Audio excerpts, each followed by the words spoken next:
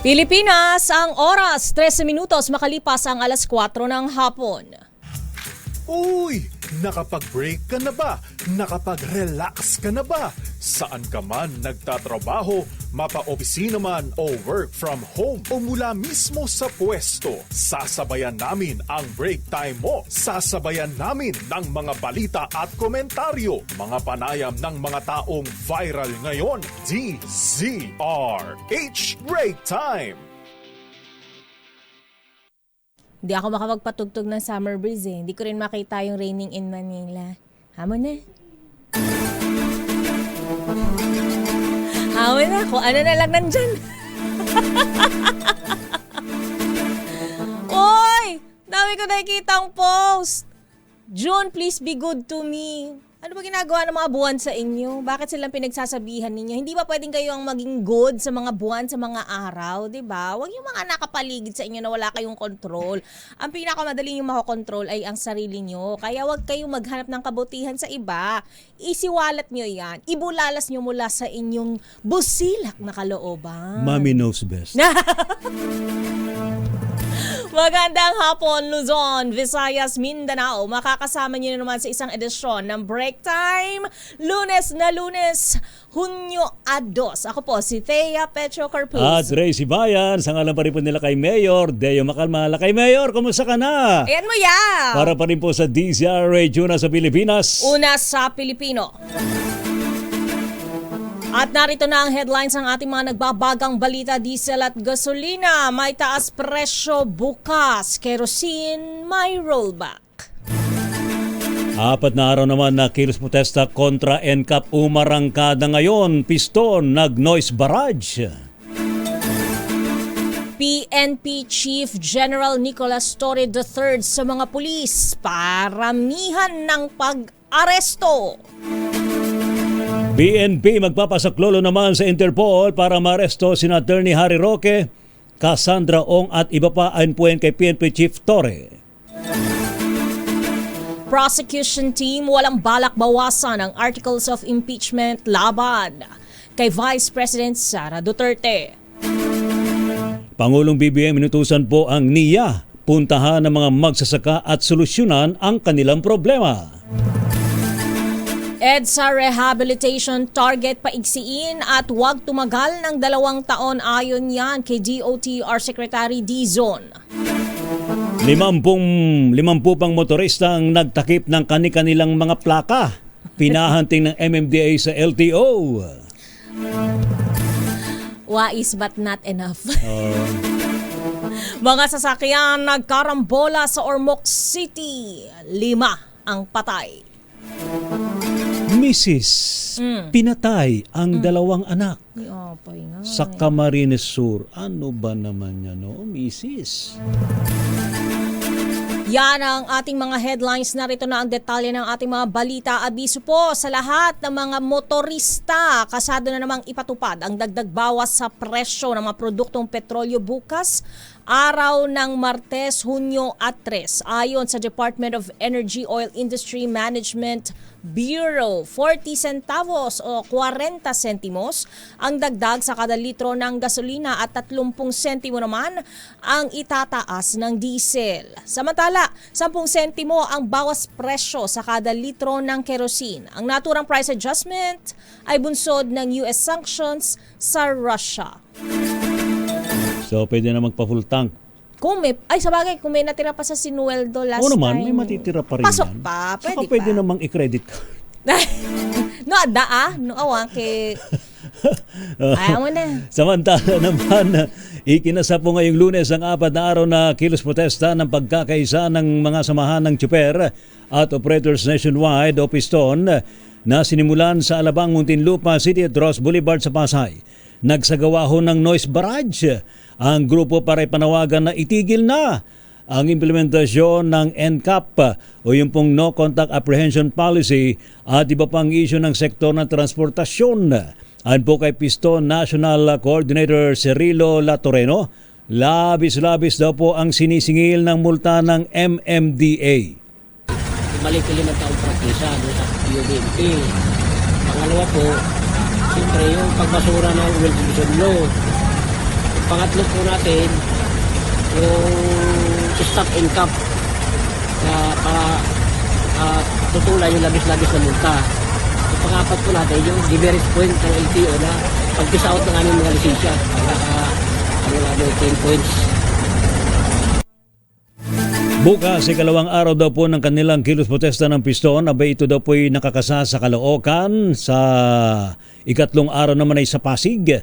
At ang huling araw po sa tapat mismo ng tanggapan ng Department of Transportation. Kasabay po nito ay mayroon ding pagkilos ang mga miyembro naman ng grupo dyan po sa Baguio City, Cebu, Iloilo at Bacolod.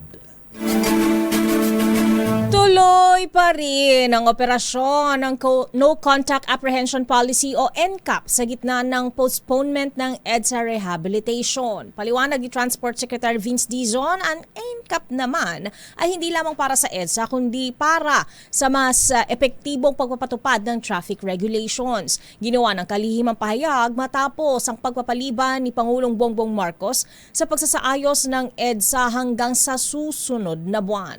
Ang pagpapaliban ay para mas mapag-aralan pa niya ang naturang proyekto upang mapabilis pa ang pagpapatupad gamit ang mga makabagong teknolohiya. Samantala naman nagpasaklolo po ang MMDA sa tanggapan po ng Land Transportation Office matapos naman ang isang linggong pagpapatupad ng No Contact Apprehension Policy o NCAP. Ito po ay upang mapadalhan ng notice of violation at mapatawan ng kaukulang penalty ang mga nakunan po ng video na lumalabag sa NCAP. Ayon po kay Gabriel Go, head ng MMDA Special Operations Group, bukod sa makuha ng CCTV kasama rin sa mga ebidensya na kanilang isinumite, ang mga sumbong sa kanila na idinaan sa social media na kaso ho ng pagtatakip ng mga plaka. Anya ngayong araw lamang ay gitna raw po sa 50 violators ang isinumite ng MMDA sa tanggapan ng LTO. Ba napakawais but not wise enough. Bakit naman naisipan niya, no? Kala nyo Para-paraan. Ways. Samantala, papatawan na mabigat na kaparusahan ng mga rider na tatakpan ang plate number ng kanilang motorsiklo. Binigyan diin ni LTO Executive Director Greg Pua Jr. na ang naturang modus, grabe na, modus pala ito, ay malinaw na paglabag sa Section 12 ng Motorcycle Crime Prevention Act. Ayon sa MMDA, mahigit sa 50 insidente ng pagtakip sa plate number ang na-monitor sa pagtatangka na makaiwas sa No Contact Apprehension Policy o NCAP. Sinabi ni Pua na bukod sa 10,000 pisong multa, ang mga kahalintulad na paglabag ay maaring patawan din. Ano pa? Nang hanggang not 1 But 2 taong pagkakabilanggo. Wow, may kulong pa. Wow. May multa na, may kulong pa. Correct. So, ibig sabihin, seryoso. Oh, diba? syempre. Na hindi nyo dapat yan tinutularan. Oh. Anong tawag dyan eh? Ano? Huli at kulong. Yan. Kasi di ba kadalasan huli ka at kulong ka. Ayan. Oo, kasi di ba yung iba merong kapag huli, hindi kulong. Oo, huli pero di kulong. Ito, huli ka na, kulong ka pa, May bayad multa ka pa. Yan. Tiniyak naman ng LTO official na dahil sa mga nakakalat na camera, imposibleng hindi ma-detect ang mga motorsiklo na may takip ang plate number. Oo, tsaka yung NCAP. High def yan. High def. Tapos, Yung mga camera. kung napapansin mo, Lakay Ray, Oo. merong nakatalikod na camera, Oo. merong nakaharap na camera. Diyan sa EDSA Mandaluyong, Oo. meron dyan sa may tapat ng Mega Mall. Talaga. Magkaharap yung ano nun. So, Ay, oo, kapag oo. hindi ka nakuna ng nakapaharap, Sa harap, sa likod sa mo patalikod ka Oo. kukunin, diba? So, good luck po kung nakakaisip kayo ng mga ganyang creatives ninyo, hindi po makalusot. Sorry! Hindi dapat tumagal ng 2 taon ng rehabilitasyon sa EDSA. Ayon po yan kay Transportation Secretary Vince Dizon. Ito pong dahilan kung bakit ipinagpaliban ni Pangulong Ferdinand Marcos Jr.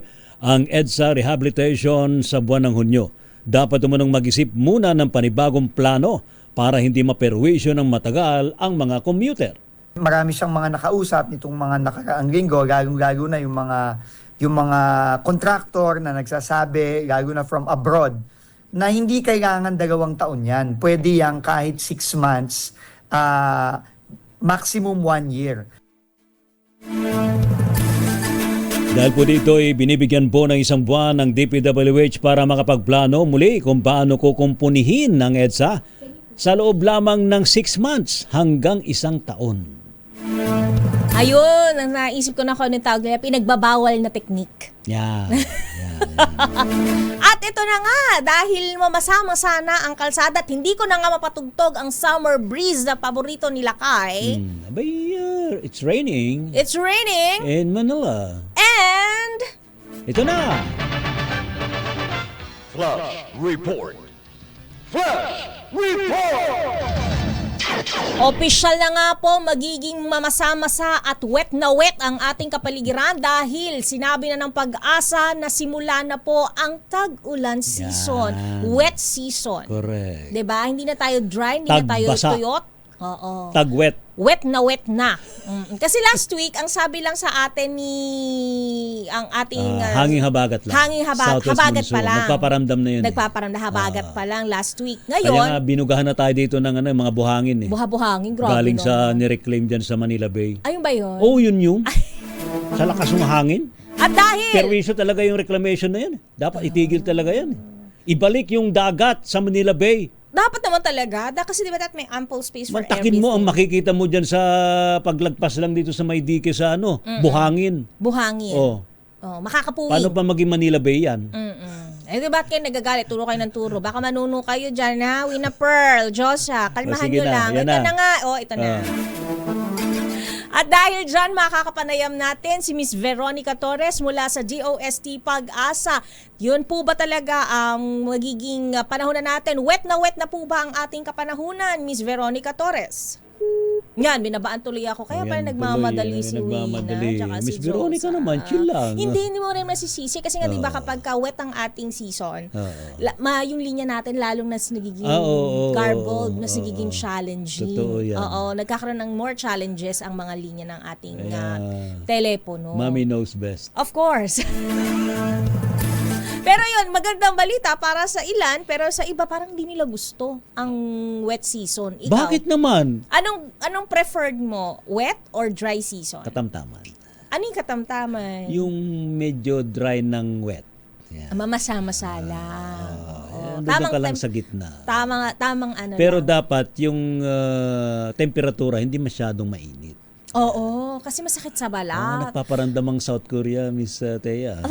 Para mas snow, para magkaroon ng snow. O kaya Oo. Baguio City. Uy, yung umuusok-usok yung bibig, 'di ba? Kapag ka nagsasalita Pag kasi binuga, pag nagbuga ka, may lumalabas na Oo, 'di ba? Ayan na. Ang ayoko lang Yan na talaga kapag ka wet season, baha. Ay, oo. Oo. Kasi Di maganda yung ang maganda lang kapag wet season, syempre mas maarte yung mga extreme pananamit. na eh. Kasi Extreme na wet season yun. hindi ka na, yung bukod sa santo ka, tapos magpapatong ka pa, may mga layers ka na. Diba? Marami to rin nalulungkot ng mga kalalakihan. Bakit? Balit na naman ang mga kababaihan. Ako yan sinasabi ko sa inyo eh. Hindi tulad ng Pero- summer, halos ubad na raw.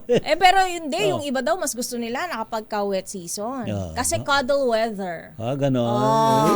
Yakapsul, Nandyan na sa linya natin si Madam Veronica ng GOST Pag-asa. Magandang hapon po, Thea Petro Corpus at Tracy Bayan ng DZRH. Good afternoon, ma'am. Hello, Ma'am Veronica. Magandang hapon po. Hello, magandang hapon po sa inyo at pati na rin sa ating mga taga-subaybay sa DZRH. Yes, ma'am. Ngayong So, hapon kumusta po? Yes po. Ngayong araw ay nag-declare na nga tayo na onset ng rainy season. So, inaasahan na nga natin na lalo na sa western section ng bansa ay posible na nga yung pagiging maulan at ito ay dahil sa habagat. Para naman sa lagi ng panahon ngayong araw, nakikita natin sa Zambales at Bataan, posible pa rin yung monsoon range. Ito yung mga sunod-sunod na mga paulan. Ito ay dahil sa southwest monsoon o habagat. Nakikita nga rin natin yung maulap na kalangitan at mga kalat-kalat sa pag-ulan, pagkidlat at pagkulog sa Metro Manila, Ilocos Region, Cordillera Administrative Region at nalalabing bahagi ng Central Luzon at Batanes. Yan ay dahil pa rin sa southwest monsoon. Sa nalalabing bahagi ng ating bansa, naasahan naman natin yung bagyong maulap hanggang sa maulap na papawirin at may mga tsansa ng mga localized thunderstorm. Wala pa naman tayong nakataas na gale warning sa kahit anong dagat baybay ng ating bansa, pero ingat pa rin sa papalaot sa extreme northern Luzon dahil magiging katamtaman hanggang sa maalo ng karagatan.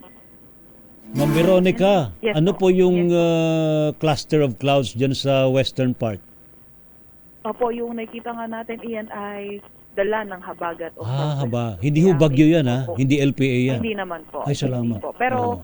hindi man bagyo, LPA magdadala pa rin ito ng mga paulan kaya manatili pa rin tayong updated sa mga ilalabas sa advisory ng Pag-asa at makikinig sa ating mga DRRO. Yes, ma'am. So, Madam Veronica, hindi na natin mai-hit yung mga heat index na tinatawag na danger level. Hindi na. Ay, naputol Oh, si ano? Madam Veronica. Oh, anyway, Kasi yun naman kadalasan, di ba, kapag extreme, so, kasi nga wala La na yan. Nino, Medyo ano na yan, La bababa Nina, na yung El mga Nino. temperatura eh. Oo. Oo, pero kasi baka may mga araw na naman na bumugso at tumaas na naman ang mga temperatura. Pwede Mas pa rin mainam kasi sana. wala pa tayo sa peak nung wet season. Kailan ba So, kadalasan nang nagpipeak ang wet season? Mga yan, July? hanggang Mga ano ganyan yan, yan, oh, di ba? Kadalasan. hanggang September yan. Ha? Oo. So, heto ako basang-basa sa ulan ng mga tugtog, ganyan sa mga video. Sige nga, Oo. meron ka ba dyan? Autopass. Wala din. Isang bagsak nga dyan. Basang-basa Baka sa biglang ulan. mag-isang bagsak ang ulan dito sa ating area, sa ating himpilan. Kaya wag na po nating subukan ang kumanta at bumirit ng Okay. mga basang-basa sa ulan. Pero yun na nga po, sa lahat ng ating mga tagapakinig, sa ating mga taga-subaybay sa break time, opisyal na nga pong idineklara ng Pag-asa ang ating wet season. At dahil dyan, meron na po inilabas ang thunderstorm advisory ng Pag-asa as of 4 p.m. Moderate to heavy rain showers daw po maranasan na may kasamang pagkulog at pagkidlat at malakas na hangin. Dyan po sa lalawigan ng Tarlac, sa Pampanga, Bulacan, Cavite, Batangas, Laguna, Rizal, and Quezon Province kasama ng Metro Manila sa susunod na 2 hanggang 3 oras. Ayun. So mag-ingat po kapag 2-3 oras, okay lang tapos sa banda nakapagsampay na eh. Yan, Medyo oo. medyo mamasama-sana Nakuha lang na yung yung mga sinampay. naakas na nila. Wow. Nasamsam na po ang mga labahin. Huwag na po. At babalikan pa natin yung pandetalye ng ating mga nagbabagang balita. PNP magpapasaklolo na sa Interpol para maaresto sina Attorney Harry Roque, Cassandra Ong at iba pa ayon yan kay PNP Chief Torre. At ito PNP Chief Nicolas Torre III din sa mga pulis, paramihan ang pag-aresto. Ano Yun. ibig sabihin nung paramihan? Quota system? Depende kung ano yung hinahanting nila mga kriminal. O kung talaga nandiyan yung mga kriminal, diba, arestuhin. Kung talagang kriminal. Kasi Oo. di ba parang dati may... Basta ang unang-unang may kaba ang ating mga kababayan sa mga ganyan eh. unang na dapat gawin, paramihan. arestuhin. Pero pag nanlaban, Nako! Paano natin Arestuhin pa rin. malalaman kapag ka nanlaban? arestuhin pa rin hanggat maaari arestuhin daw. Ayan. Arestuhin. Kaya mag-ingat. Para hindi kayo maaresto, hindi kayo mabibigyan ng agam-agam sa inyong mga pakiramdam, behave accordingly. Ayan. Congrats kay General Nick Torre. Nicholas Torre. Ayan. At syempre, EDSA Rehabilitation, target na paigsiin at huwag tumagal ng 2 taon. Kaya naman pala, gagawan lang ng paraan. Yes. Sige nga, alamin natin ang magiging solusyon ng ating DOTR Secretary Vince Dizon. Yan at iba pang detalye ng ating mga nagbabagang balita. Pilipinas ang oras 32 minutos makalipas ang alas 4 ng hapon. Ang oras na yan. Ang oras 39 minutos makalipas ang alas 4 ng hapon. At hindi na tayo magpapatumpik-tumpik pa dahil kanina pa ay natawagan na ang ating maswerteng winner. Para nga naman sa lahat ng mga nagpadikit ng kanilang sticker, siya ang napili. Magandang hapon po. Hello? Yun. Magandang hapon din po. Yun. Ano pong pangalan nila, sir? Renato De Jesus. Yun. Handa na ba kayong manalo ng 1,000 piso? Kasi dati... Ay, Handang-handa nang bumaha ng 1,000 piso. di ba? Dati, ngayon mauulanan. Yan, Mauulanan ng blessing si Kuya Correct, Renato. oo. At dahil gusto mong maulanan ng blessing, Kuya Renato, anong himpilan ng radyo ang nais mong magbigay sa'yo ng papremyo? Yun. DCRA. Yun. Dahil ikaw ay honest. Ang galing. Ngayong araw na ito. Salamat. Today is your lucky day, Kuya Renato De Jesus. Hindi mo na kailangang mag June please be good to me dahil good na ang araw mo. Huwag niyo pong ibababa ang linya para mabigyan kayo ng instructions kung paano po makiklaim ang inyong premyo. Maraming salamat, Kuya Renato. Congratulations, ka Renato. Thank you. Salamat po si Renato De Jesus, ang ating winner Buena! To die. Hindi ko pala natanong kung tigasan si Kuya Renato. Basta na lang. Pinanalo na Excited. natin kasi Oo. ang dami pa nating reports. Standby sa ating mga report, mga kaibigan. Oo, hindi na maghihintay po.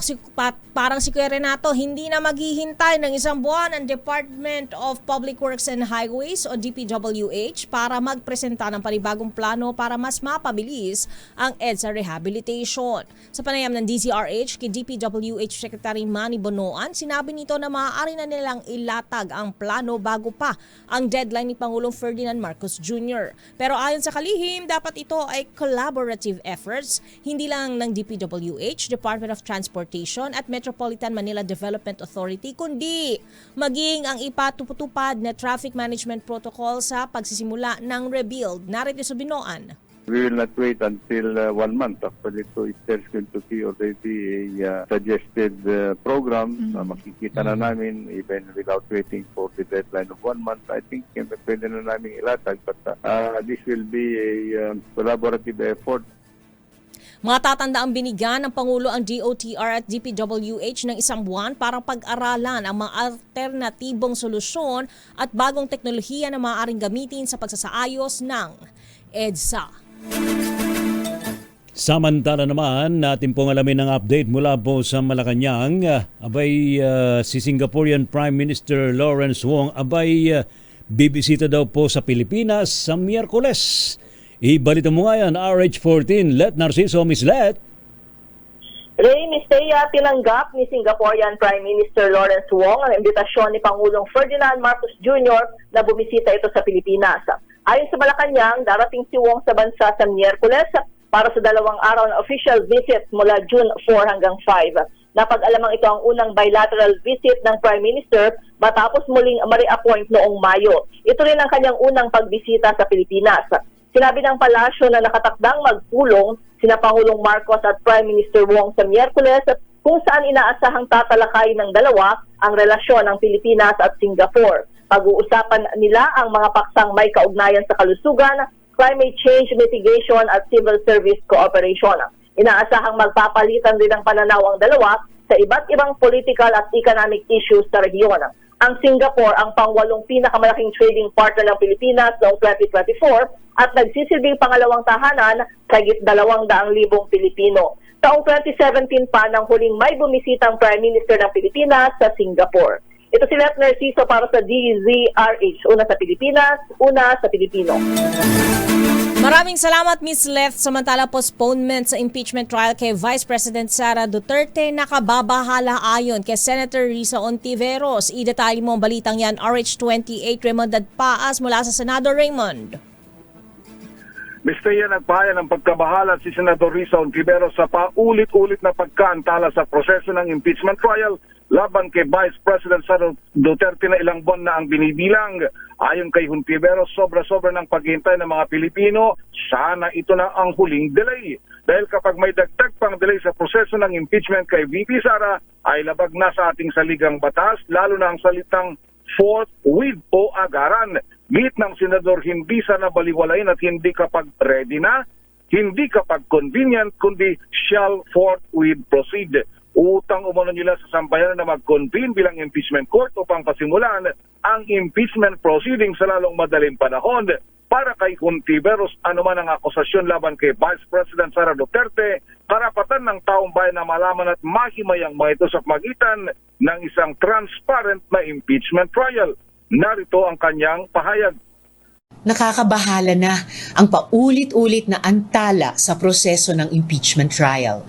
Buwan na ang binibilang natin. Sobra-sobra na ang paghihintay ng mga Pilipino. Let us all hope this is the last delay. While I support my colleagues in our shared sense of urgency in passing important legislation in the last days of the 19th Congress, including the landmark anti-POGO bill, we cannot postpone our constitutional obligations any longer. Ang bahagi ng pahayag ni Senador Risa Ontiveros, samantalang kanina lamang ay tumayo itong si Senador Coco Pimentel at sa pagitan ng isang privilege speech ay ginit nito na ang kasalukuyang kinakaharap na impeachment complaint ni Vice President Sara Duterte ay maaring tumawid mula sa 19th Congress patungo sa 20th Congress na magsisimula pa lamang sa buwan ng Hulyo. Nagkaroon sila ng matinding debate dito kay Senator Francis Tolentino na nagsasabi naman na hindi na dapat pang tumawid ang impeachment complaint kay VP Sara dahil pagdating ng June 30 natapos na ang termino ng 19th Congress ay functionally dismissed na rin ang impeachment complaint. Ito si RH28, Raymond Advance para sa DZRH, una sa Pilipinas, una sa Pilipino. Maraming salamat Lakay Raymond. Samantala, mga natalong mambabatas, kinalma daw ho ni House Speaker Romualdez.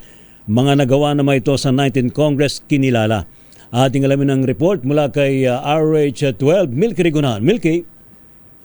Ray Atea, matapos ang midterm election, hinikayat ni House Speaker Martin Romualdez ang mga kapwa mamabatas na balik trabaho na at aksyonan na mga dalalabing panukalang batas sa ilalim ng 19th Congress. Bahagi ito ng mensahe ni Romualdez sa muling pagbubukas ngayon ng sesyon matapos ang 4 na buwang recess para bigyang daan ang midterm election. Sa kanyang talumpati sa plenaryo, nagbigay ng mensahe si Romualdez sa mga kapwa mamabatas na hindi pinalad at natalo sa katatapos pa lamang na eleksyon. Ang kay Romualdez, natalo man ang ilan nila mga kasamahan, bahagi ang mga ito ng tagumpay ng 19th Congress na nagsulong na mahalagang panukalang batas. Sabi ng House Speaker, kinikilala ng liderato ng Kamara ang papel na ito dahil bahagi sila sa mga accomplishment ng malawakang kapulungan ngayong 19th Congress. Narito si House Speaker Martin Romualdez. And to the rest of my colleagues, saludo po ako sa inyo. Your service in this chamber will not be forgotten. Hindi man kayo nabigyan muli ng panibagong termino, tandaan ninyo, you were a part of something bigger than any one election. You helped us pass laws, you shaped debate, you served your districts with passion and integrity. You gave your all, and the Filipino people saw it. Your legacy is now woven into the fabric of this Congress. At kahit wala na kayo dito sa susunod na panahon, mananatili kayong bahagi ng tagumpay ng 19th Congress. Let me say this with pride, this House of the People delivered.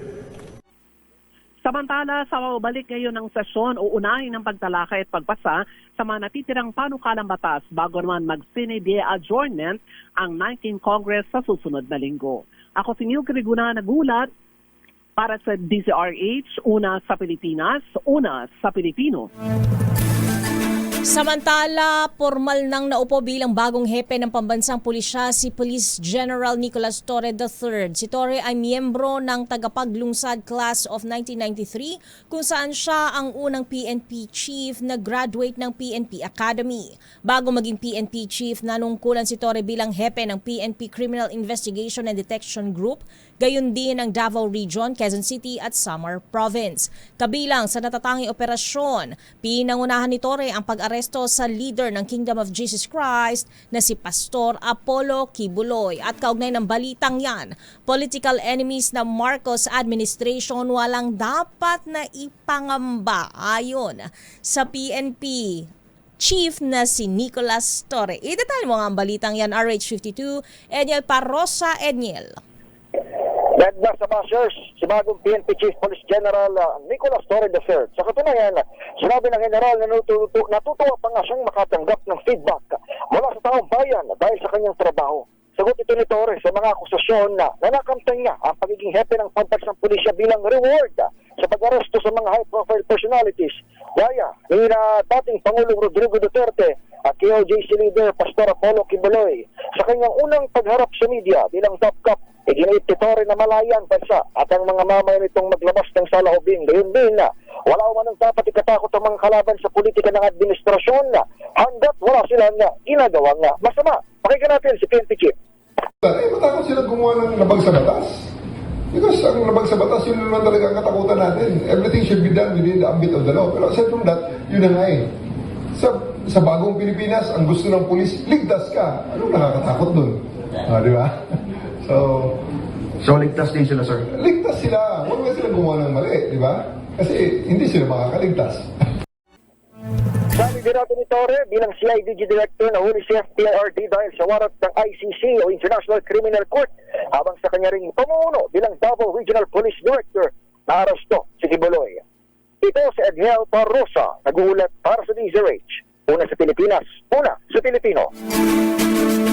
Wala namang common denominator dyan eh. Ano? Huwag kang pasaway. Oo, kung Huwag wala kang kang gumawa ng gagawing mali. masama, wala kang gagawing mali, wala ka dapat ikatakot. Correct. Diba? Samantala, 2 suspect sa 2 magkakahiwalay na kaso ng kidnapping iniharap ng NBI sa media.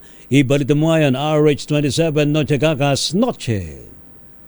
Lakay Ray at Miss kaya ipinresenta ni NBI Director Judge Jaime Santiago ang dalawang insidente ng kasong kidnapping. Kabilang na nga dito ang isang ex-convict na kumidnap sa mag-inang negosyante. Napatay ng kidnapper ang anak ng negosyante na si Christian Ortega. Iniharap rin ng NBI at ng anti-kidnapping group ng PNP. Ang suspect naman sa pagdukot sa dalawang Chinese national at isang Korean national sa Nasugbu, Batangas. Sa pahayag ni NBI Director Judge Jaime Santiago, isa sa mga suspect ay si Jomar Pelayo Obarde na nagboluntaryo sumuko at nakipagtulungan sa investigasyon ng NBI. Itinuro ni Obarde ang kasabwat naman sa pagdukot na si Danilo Dani Lumingke Abilong. Habang subject sa manhunt operation ang dalawang Chinese na itinuturo namang utaka sa kidnapping. RH 27 na Chikakas DCRH, una sa Pilipinas, una sa Pilipino. Maraming salamat, Noche. Samantala, Catholic Memorial Tribute para kay OPM icon ka Freddy Aguilar isinasagawa sa QC. Idatay mong balita, RH5, Val Gonzalez, Val. Pinangungunahan ng mga kapatid at kaanak ng yumaong OPM icon na si Ka Freddy Aguilar ang isang Catholic Memorial Tribute na isinasagawa dito sa Eternitas Chapel sa Commonwealth Avenue, Quezon City. Ang Memorial Tribute ay nagsimula kanina pang 9:30 ng hapon na susundan naman ng eulogy at tribute ayon kay Zoraida Aida Aguilar. Ang pangalawa sa 5 magkakapatid na Aguilar, isinagawa ito para sa pagbibigay pugay sa buhay at iniwang musika ni Freddy Aguilar. Hindi ani ito nagawa agad nung namatay si Ka Freddy dahil sa tradisyon ng mga Muslim na agarang paglilibing sa labi ng isang yumao. Dahil nga doon sa Muslim converted na itong si Ka Freddy noong pang 2020. Ang tribute ay bukas sa publiko at magtatampok ng eulogy, tribute music at mga parangal mula sa iba't ibang mga kasamahan sa industriya, kasama na itong si Anthony Castello, itong sikat na mga awit na si Anthony Castello. Si Ka Freddy Aguilar ay sinilang noong February 5, 1953 ay pumanaw noong May 27, 2025 dahil sa multi-organ failure. Ako si Val Gonzalez, DCRH, una sa Pilipinas, una sa Pilipino. Maraming salamat, Val Gonzalez. Samantala, ilan munang paalala, Pilipinas ang oras 6 na minuto bago sumapit ang alas 5 ng hapon. Walang plano ang prosecution team na bawasan ang articles of impeachment laban kay Vice President Sara Duterte bagamat pwedeng mag-adjust ang prosecution kung ito ay kakailanganin. Ayon kay Representative Lawrence Defensor ng Iloilo at miyembro ng 11-man House, handa ang House prosecution na ipresenta at idepensa sa Senate Impeachment Court ang 7 articles of impeachment laban kay Vice President Sara. Narito ang pahayag ni Defensor. Handa kaming ipresenta ang 7 articles of impeachment kasama ang ebidensyang nakalakip dito. Depende sa trial schedule ng ating impeachment court kung gaano nila kabilis sana matapos. If ever, we can adjust the articles of impeachment. Pero sa ngayon, hindi ko sasabihing magbabawas kami kasi handa kaming ilatag ang ebidensya sa 7 articles of impeachment. Kabilang sa 7 articles of impeachment ay ang culpable violation of the Constitution, graft and corruption, bribery, unexplained wealth, conspiracy to commit high crimes, political destabilization at betrayal of public trust. Inamin din ni Defensor na lumalakas ang pangamba na maibasura ang impeachment kung patuloy na madedelay ang pag-convene ng Senate Impeachment Court. Pag-uulit ni Defensor, walang kondisyon na titigil ang paglilitis dahil mag-adjourn ang sesyon dahil naniniwala ang prosecution team na dapat itong tumawid sa 20th Congress. Samantala naman, meron na raw pong ugnayan ng Philippine National Police sa Interpol para maaresto si dating presidential spokesperson, Attorney Harry Roque, Cassandra Ong at iba pang isinasanggot sa kasong human trafficking. Ayon po kay PNP Chief General Nicolas Torre III, standard action naman at whole government approach ang pag-ipag-ugnayan sa international police. Narito si General Torre.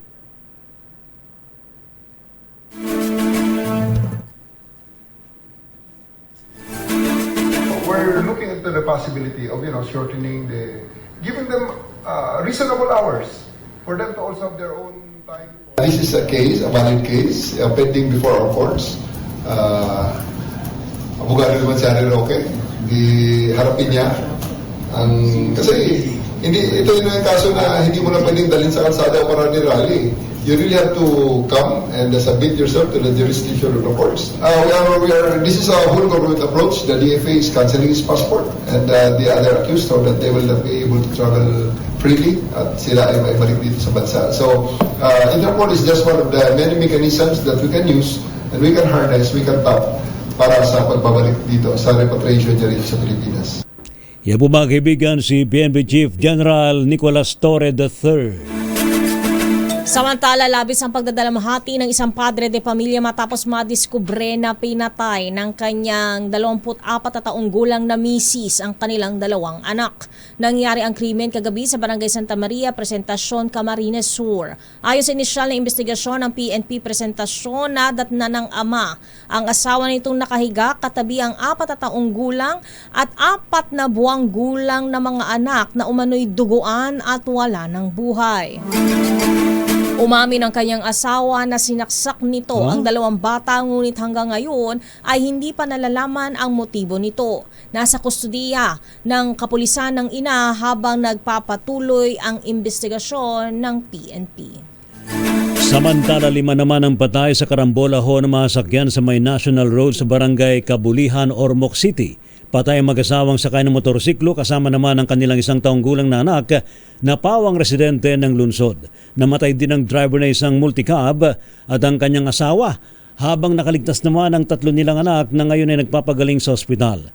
Bate po sa investigasyon ng pulisya, parehong patungong Valencia ang direksyon ng motorsiklo at multicab nang sila'y biglang salubungin ng isang truck na sumakop sa kabilang linya ng kalsada. Sa lakas po ng pagkakabangga, nadamay po ang isa pang multicab na nakaparada sa naturang lugar. Dumako na tayo sa ating balitang showbiz. Gerald Anderson, pinabulaanan ang napapabalitang hiwalayan kay Julia Barreto. Idetalye mo ang showbiz news na yan. Diyosa ng showbiz, Josa Cruzat. Josa! Miss Thea at Lakay, pinabulaanan nga ni Gerald Anderson ang mga espekulasyong hiwalay na sila ni Julia Barreto.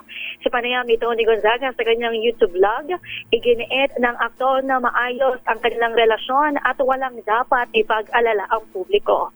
Ayon kay Anderson, siya pa mismo ang naghatid kay Julia sa airport bago ito bumiyahe patungong Dubai. Lumutang ang isyu ng hiwalayan matapos mapansin ng netizens na hindi na aktibo ang dalawa sa pagpo-post sa social media. Pero giit ni Gerald, hindi rin tinanggal ni Julia ang mga dating larawan nila sa Instagram. Aminado ang aktor na may mga pagsubok silang hinarap sa 5 taon nilang relasyon, pero naging dahilan umano iyon para mas tumibay pa ang kanilang samahan. Samantala, wala pang pahayag si Julia kaugnay sa issue. Para sa Breaktime Showbiz, ito si Josa Cruzata nag-uulat para sa DZRH, una sa Pilipinas, una sa Pilipino. Maraming salamat, Josa. At yan na po ang kabuuan ng ang isa na namang edisyon ng Break Time ngayong araw ng Lunes, Hunyo 2. Nakasama niyo po ako po si Thea Petro Corpus. At Ray Sibayan para pa rin po sa DCRH. Una sa Pilipinas. Una sa Pilipinos, susunod na po ang balansyadong pagbabalita hatid sa atin ni Ka Henry Uri at Miss Kay Karen Oyong. Pilipinas, ang oras 4 minutos makalipas ang alas 5 ng hapon. This time